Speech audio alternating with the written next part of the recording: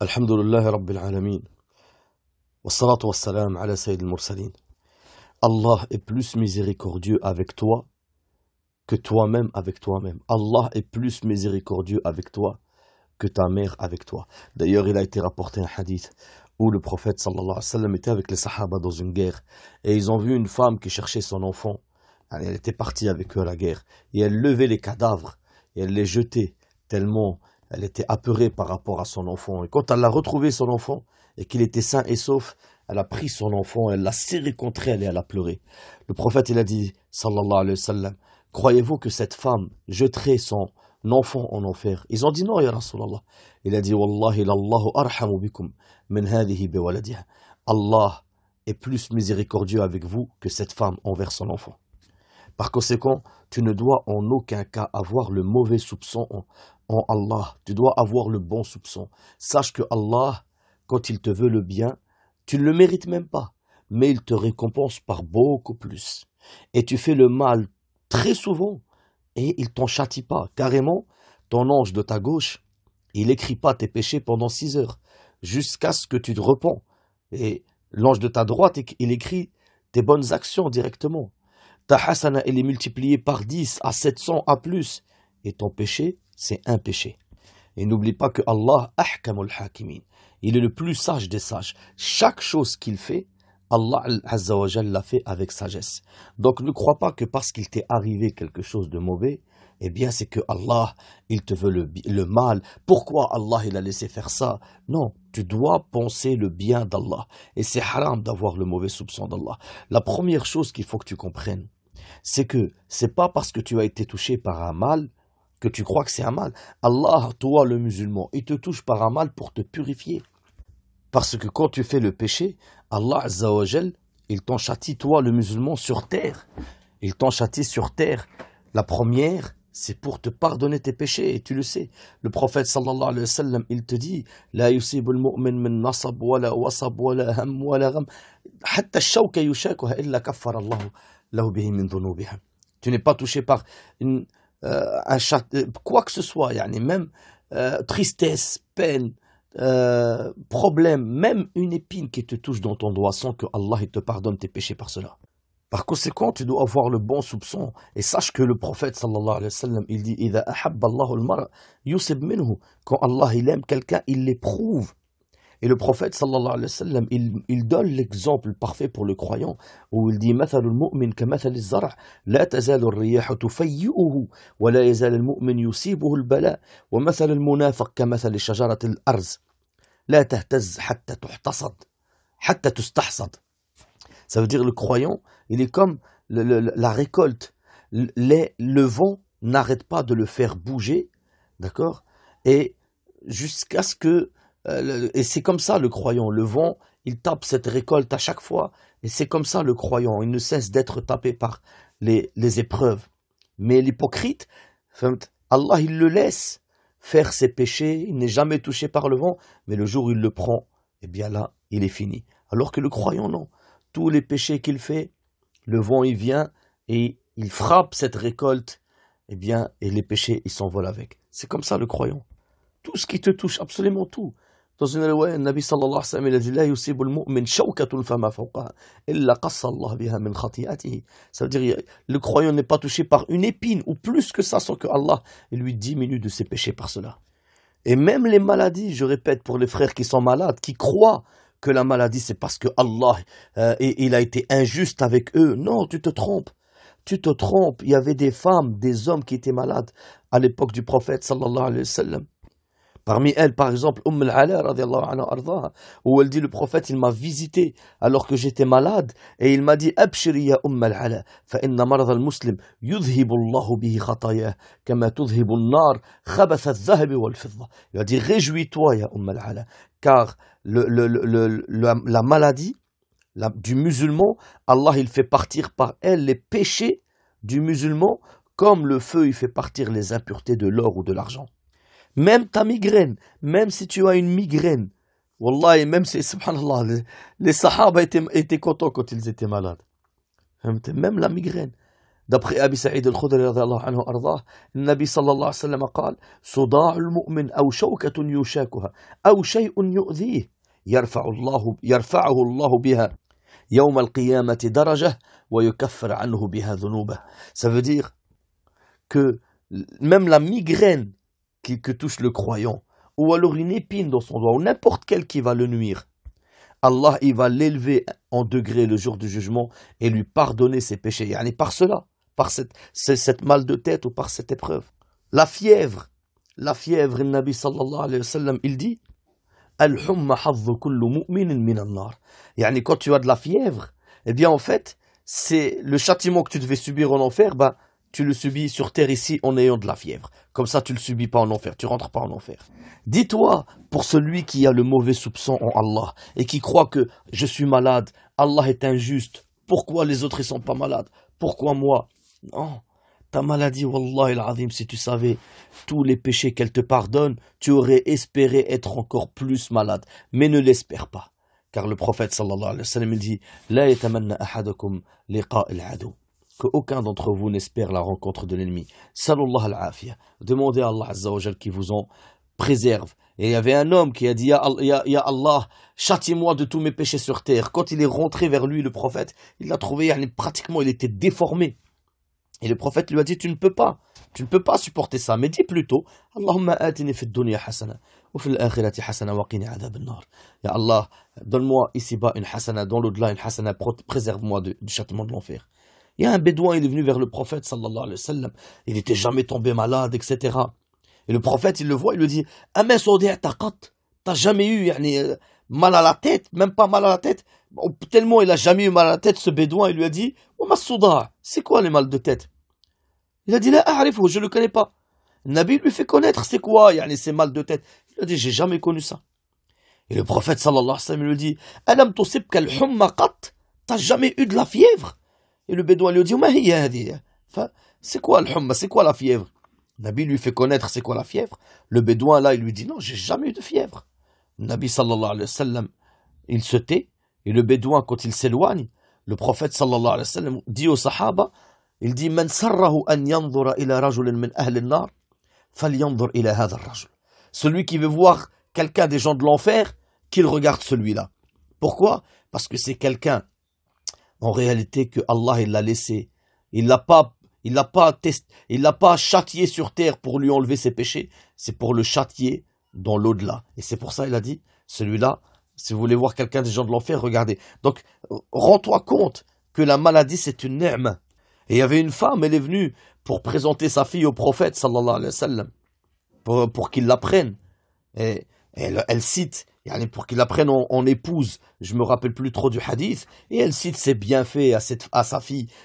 Ya Rasulallah, ma fille elle est comme ça, ma fille elle est comme ça. Et parmi ce qu'elle lui a dit, Ya Rasulallah, ma'a dhalika, lam tamrat fi hayatiha abadan. Elle n'a jamais été malade. Le Nabi lui a dit, la khayra fiha, khudhiha. Il n'y a aucun bien en elle, prends-la, récupère-la.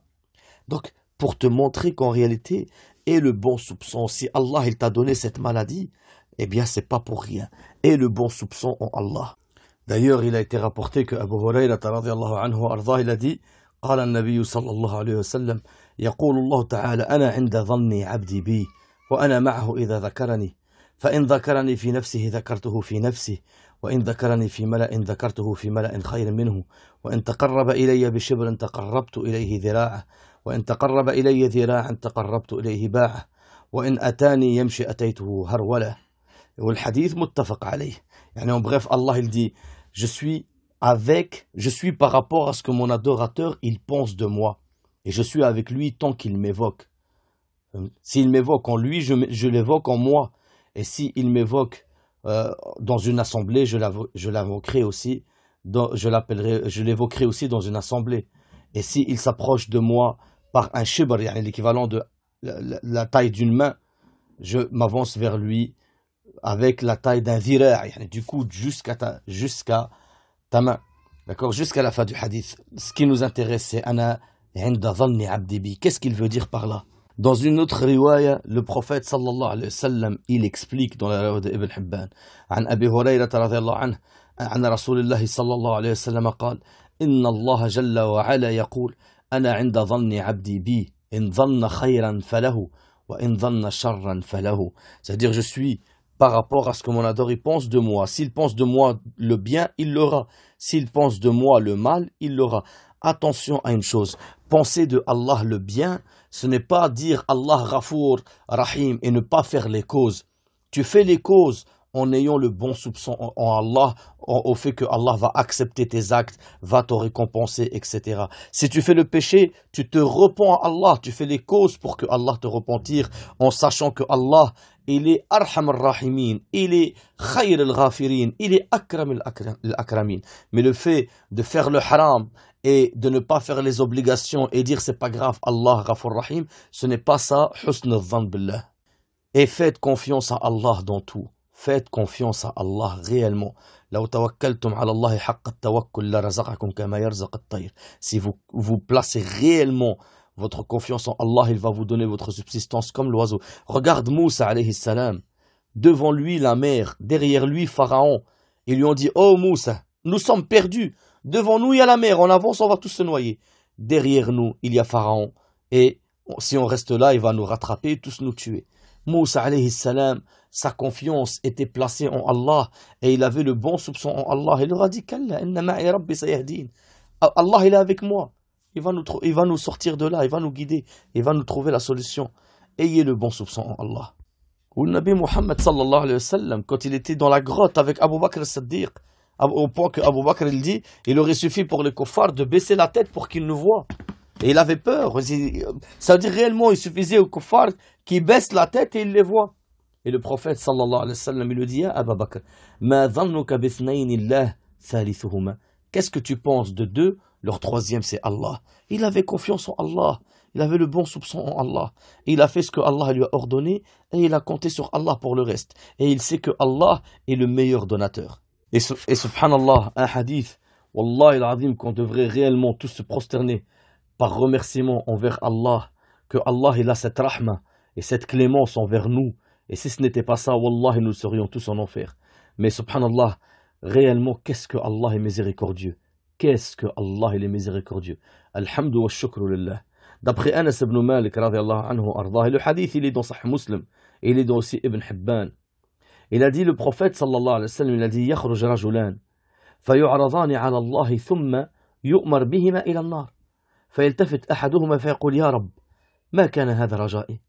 Ça veut dire, deux hommes, ils vont être jugés, un va aller au paradis, l'autre va aller en enfer. Et celui qui devait aller en enfer, il va se retourner, il va dire, ya Allah, c'est pas ça ce que j'espérais, c'est pas ça ce que je pensais de toi, c'est pas ça ce que j'espérais de toi. Et on lui dira, وَمَا كَانَ رَجَاؤُكَ, qu'est-ce que tu espérais? قال كان رجائي إذا أخرجتني منها ألا تعيدني فيها فيرحمه الله فيدخله الجنة. Il a dit, Allah, ce que j'espérais de toi, c'est que tu m'as sorti de la mécréance, tu m'as guidé, et j'avais espéré de toi que tu m'as sorti de l'enfer, en bref, j'étais kafir, tu m'en as sorti, et j'avais espéré que tu m'y remettes plus jamais.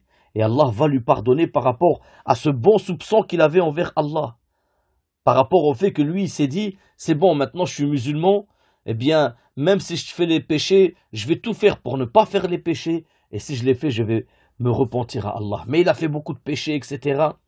Et arrivé devant Allah, il devait aller en enfer et dire, Allah, c'est pas ça ce que j'espérais de toi, moi j'ai lu que tu étais le plus grand des miséricordieux, Arham al-Rahimin, Akram al-Akramin. Qu'est-ce que tu espérais de moi? Dire, Allah, j'avais espéré que tu ne me remettes plus jamais en enfer. Et Allah Azza wa Jal lui pardonne ses péchés et le fait rentrer au paradis. Par conséquent, ayez le bon soupçon en Allah et ne soyez pas comme les kuffars que Allah il a dit sur eux. يظنون بالله غير الحق ظن الجاهلية يقولون هل لنا من الأمر من شيء قل إن الأمر كله لله. Ce qui veut dire, dans une traduction rapprochée, tandis qu'une autre partie était soucieuse pour elle-même et avait des pensées sur Allah non conformes à la vérité, des pensées dignes de l'époque de l'ignorance, del jahiliya. Il disait, est-ce que nous avons une part dans cette affaire? Dit, l'affaire toute entière est à Allah. Ce qui ne te révèle pas, ils le cachent en eux-mêmes, jusqu'à la fin du verset. Qu'est-ce qu'il veut dire par là? Il veut dire par là que les musulmans ils se sont fait tuer parce qu'ils n'ont pas écouté ces kuffars-là qui leur ont dit ne faites pas la guerre. Ils ont dit si c'était nous qui avons choisi, vous n'auriez pas été mort, vous ne seriez pas fait tuer. Allah il leur dit non, l'amr kulluhu lillah. Allah, tout appartient à Allah, c'est Allah qui choisit ce qu'il veut. D'ailleurs, dans la guerre de Uhud, les hypocrites, ils ont dit si c'était nous qui avons choisi et pas Muhammad, on ne serait pas fait tuer ici, on n'aurait pas perdu la guerre de Uhud. Parce que la guerre de Uhud, les musulmans, ils se sont fait vaincre par l'armée de Khalid ibn al-Walid. Les hypocrites, ils ont dit si c'était nous qui avons choisi, ben ça, cette défaite-là, on ne l'aurait pas subie. Ils essayent de faire douter les gens. Parce qu'attention, husn al-dhann billah, il faut aussi obligatoirement avoir husn al-dhann bi Rasulillah sallallahu alayhi wa sallam. Penser le bien du prophète et ne pas penser le mal du prophète. Et savoir que tout ce qui arrive, il arrive avec la sagesse d'Allah Azza wa Jal. Allah, il l'a choisi. Et d'ailleurs, les hypocrites, quand ils ont dit c'est nous qui avons choisi, on ne serait pas fait tuer. Allah, il leur répond même si vous étiez restés chez vous, celui que la mort lui était destinée, la mort serait venue le chercher, même s'il est en train de dormir dans son lit. Par conséquent, pensez du bien d'Allah et ne pensez pas le mal. Et ceux qui pensent le mal d'Allah, c'est les hypocrites et les kuffars que Allah il les a cités en disant sur eux ils pensent d'Allah le mal. Comme par exemple, quand ils disent Allah, si c'était vraiment un Seigneur, pourquoi il ne sauve pas le prophète? Pourquoi il ne sauve pas les croyants? Vous voyez, même ce qui se passe en Palestine, vous voyez comme quoi c'est un mal. Mais Allah, par sa sagesse, eh bien, il ne destine que le bien aux croyants. Que le bien en croyant. Allah Azza wa Jal, si le musulman ou la musulmane se fait tuer, c'est simplement, il les a précipités. S'ils étaient musulmans, musulmanes, croyants, croyantes, etc., c'est simplement qu'il les a précipités au paradis.